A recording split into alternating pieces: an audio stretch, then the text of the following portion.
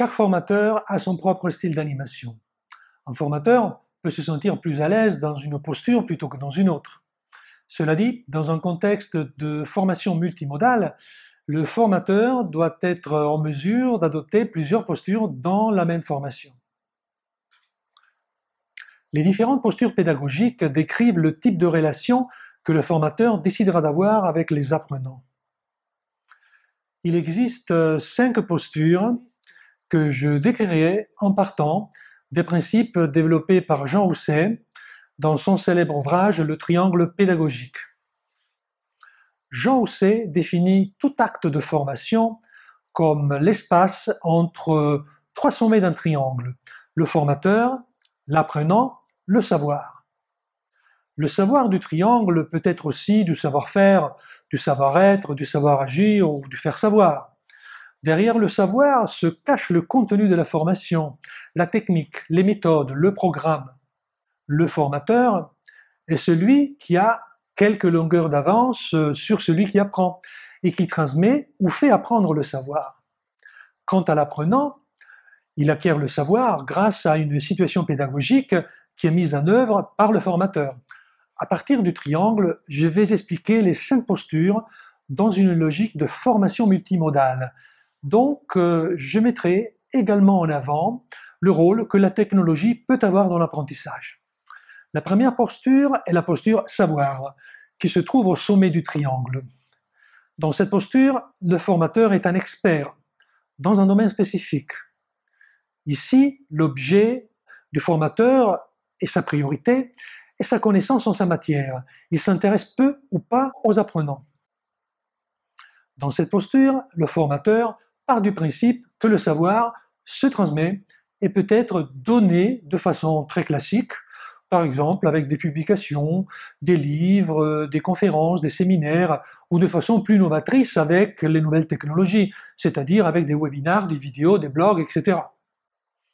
À partir d'informations existantes sur un sujet et de ses propres expériences, le formateur met en forme le savoir qu'il expose de manière principalement orale et peu interactive. En fait, dans la posture savoir, le formateur raconte ce qu'il sait.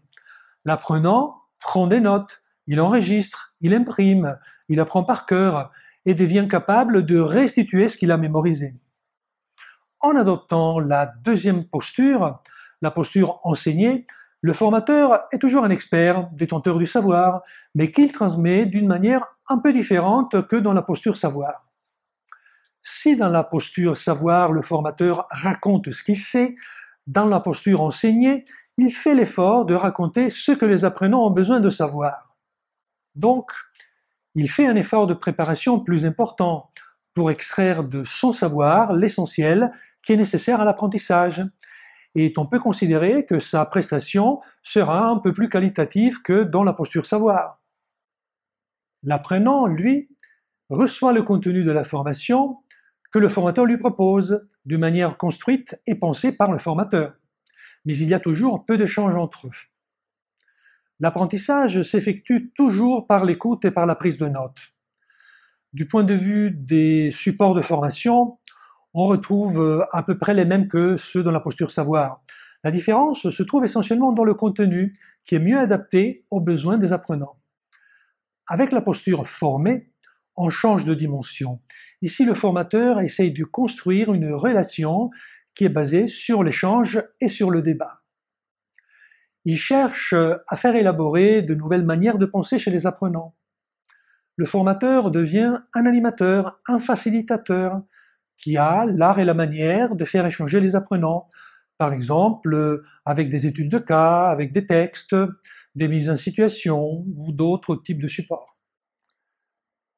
La technologie va permettre de fournir de nouveaux outils collaboratifs à distance, comme le forum, comme le microblogging ou alors la classe virtuelle. Mais peu importe le moyen de communication, la posture reste basée sur le principe de l'échange et de la construction et de l'élaboration progressive des représentations mentales des apprenants. Passons maintenant à la posture apprendre. Si dans les 3 premières postures, le formateur avait un rôle central, ici, il commence à prendre de la distance. Il est moins acteur et plus observateur. Son intention n'est plus de transmettre ou de faire évoluer le savoir existant, mais plutôt de créer un contact entre le savoir et les apprenants. Jean Housset dit que dans cette posture, le formateur joue la place du mort. Bon, c'est un terme peut-être un peu poussé à l'extrême, mais il exprime très bien le sens de la posture qu'on peut tout à fait assimiler à la pédagogie de la découverte, à la pédagogie active, parce que dans la posture apprendre, le formateur prépare des mises en situation qui permettent justement de découvrir le savoir, comme par exemple des situations problèmes, des cas énigmatiques, des jeux ou des simulations. L'apprenant apprend de lui-même, en essayant, en expérimentant, grâce aux ressources mises à disposition. Le formateur, après avoir préparé les supports de formation, il n'a qu'à donner les consignes et les règles pour réaliser le travail. Les nouvelles technologies proposent aujourd'hui différents logiciels de simulation assez sophistiqués, qui peuvent être assez stimulants pour l'apprenant, comme par exemple les Serious Games, qui utilisent la technologie des jeux vidéo.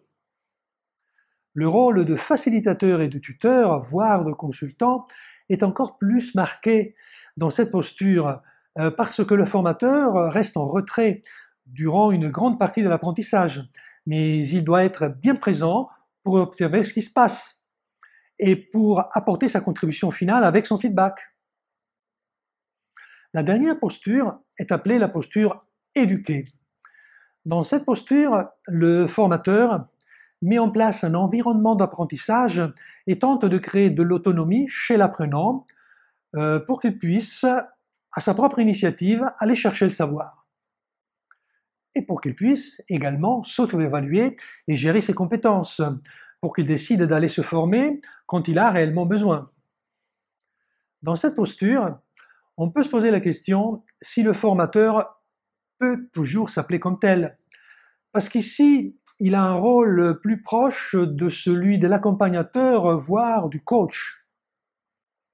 Dans la posture éduquée, le lieu de travail est la principale ressource. Pas tant parce que l'apprenant apprend en travaillant, mais parce que le travail est à la fois le point de départ et le but. Le point de départ où l'on trouve des problèmes à résoudre, et le but dans le sens où le formateur aide l'apprenant à réfléchir à son propre apprentissage en fonction de ce qu'il veut obtenir au niveau professionnel. Dans cette posture, le formateur met à disposition des centres de ressources. Il explique à l'apprenant comment s'en servir. En définitive, il fait en sorte que l'apprenant apprenne à apprendre. En résumé, la posture savoir symbolise le formateur qui se positionne comme un sachant qu'il faut regarder, qu'il faut suivre et éventuellement imiter. Donc il s'y limite à transmettre ce qu'il sait. Dans la posture enseignée, le formateur agit toujours comme un sachant. Il adopte toujours une pédagogie transmissive, mais un peu plus élaborée parce qu'elle prend en considération les besoins des apprenants. La posture formée symbolise le formateur qui utilise plus le débat que la transmission et agit comme un modérateur et que parfois prend le rôle de tuteur. Dans la posture apprendre, le formateur utilise la pédagogie active et agit comme un facilitateur. Dans la dernière posture, qui a le but d'éduquer plus que de former, le formateur met à disposition un environnement d'apprentissage et accompagne l'apprenant comme un coach dans son évolution professionnelle. Voilà, j'espère avoir atteint l'objectif de cette présentation, qui n'était pas uniquement de lister et d'expliquer les différentes postures, mais également de faire ressortir les moyens matériels pour les mettre en pratique. Et je conclus en disant que plus de postures vous saurez adopter, plus vous saurez faire face aux différents profils d'apprenants et aux différents besoins de formation.